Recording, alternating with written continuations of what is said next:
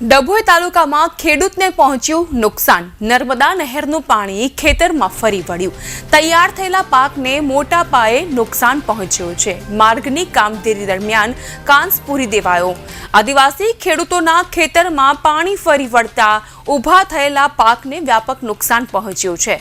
તૈયાર થયેલ તુવેર તેમજ અન્ય પાકને વ્યાપક નુકસાન પહોંચતા ખેડૂતો વધુ એક વખત હેરાન પરેશાન।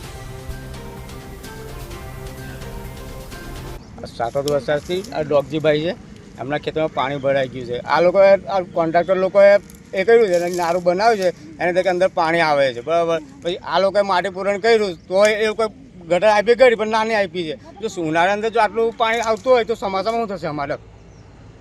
એટલે અમારે એવું કહેવું છે કે સરકાર અમને ગમે તે નિર્ણય આપો, અહીંથી અમને ટ્રાન્સફર કરી આપો બીજી જગ્યા પર, કે પછી અહીં કરવું અત્યારે કંઈ ગમે તે નિર્ણય કરી લાવો। અમારે એવું કહેવું છે। આ લોકો જો આટલી જ ખેતી છે, અમને 2 વીઘા જમીન છે અહીં, એ લોકો ખાશે હું? આ તો બળી ગયો અત્યારે હાલની અંદર। તો સરકારને તમે શું અપીલ કરો છો? અમે તો અમારી માંગ પૂરી કરો, બીજું શું કહીએ? અમે અહીંથી ખસેડી આપો કે અથવા પછી આમનું જે અમને વળતર આપો, બીજું શું કહીએ? અમે એમને ડભોઈથી શેગવા જતો હાઈવે બને છે, એનો ગટર જે રોડ બનાવે છે એ ગટરમાં બંધ કરી દીધી પુરાણથી। તો પાછળ આવેલું છે કોઈક નવો બિલ્ડર આવ્યો છે, એને કોટ બનાવી દીધો। એના લીધે અમારી ખેતીના અંદર, આ મારા કાકા છે, એની ખેતીના અંદર 5-5 ઇંચ પાણી ભરાઈ ગયું છે ખેતરમાં, અને તુવેરો આજકાલ કાપવાની તૈયારી જ છે।